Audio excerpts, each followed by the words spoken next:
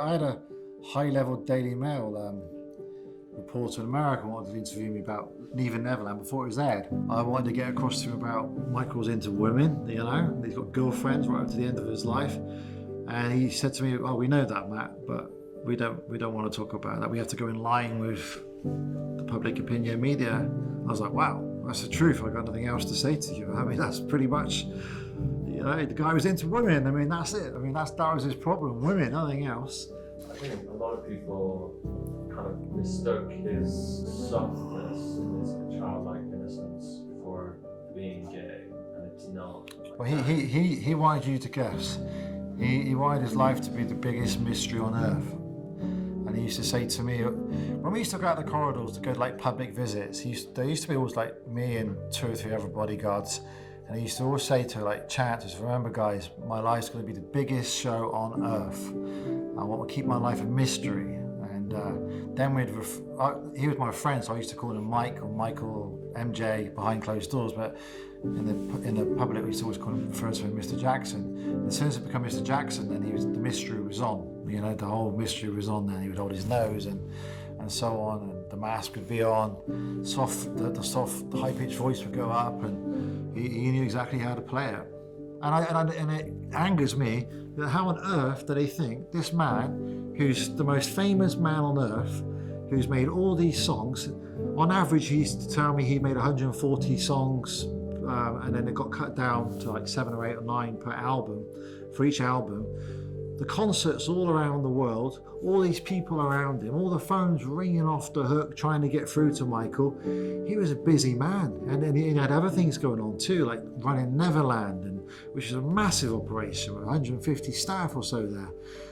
And everybody wanted to ask questions of him, and they all think he's hooked up with little boys the whole time. And they don't want to talk about the fact that he was married to Lisa Marie Presley, Well, what reason has she got to make all that up? She's already gone on record about the intimate relationship they had. And there was other women too. And if they don't want to come out, that's up to them. But we know about them. But the problem we have is you try and convince the public that he was into women because they don't want to know that. And the truth is, Michael Jackson didn't want you to know what he was, whether he was gay, straight. He felt it was not right to be labelled one or the other. He felt it was not right for women to be able to wear makeup and men not to be able to wear makeup, And he wanted to keep the world guessing. It's part of the whole mystery. So that's backfired them too. Had they known some of the things that we've known or witnessed, then they would have not, these allegations wouldn't be around today. I mean, I'm not the only bodyguard who said this. There was 3 bodyguards who lived with him in the last 2 years of his life. Bill Whitfield is the most well-known one. He wrote a book, Protecting the King, I think it's called. Great guy. And then Mr. Garcia, and there's another bodyguard too, and there's the 3 of them. And they'll be in the car driving, and Michael's in the back seat with his girlfriend, in the last few years of his life. They don't all make it up, but this all was going on. The guy was a normal guy. He got married. I know the Debbie Rowe thing was because of religious reasons and so on, because he wanted to have a baby and he was doing the right thing by the Jehovah's Witness faith and to keep his mum happy and so on. But that was all backfired on him now.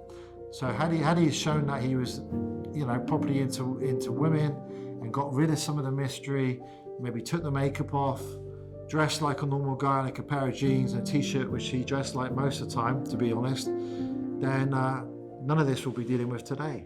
But they got the perfect subject, like a character figure, like a mystery they can play with, and it's quite odd.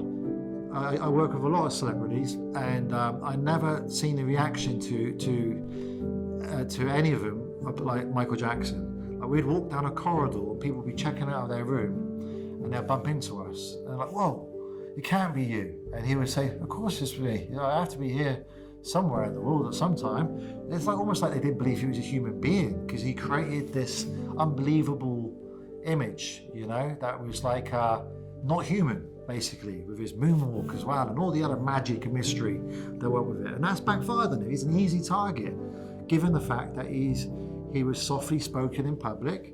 Yeah, you watch him in the business meeting. He's aggressive. He knew exactly what everything was doing. He was put his glasses on. He would study things, and he was a smart guy, reading his books and studying people like Tony Robbins, motivational speakers, business gurus, It's such a shame. But if you don't know him, I totally get it. But if you knew the guy, and very few people did, or even if you just encountered him for an hour or two, then you'd understand how on earth all this happened now.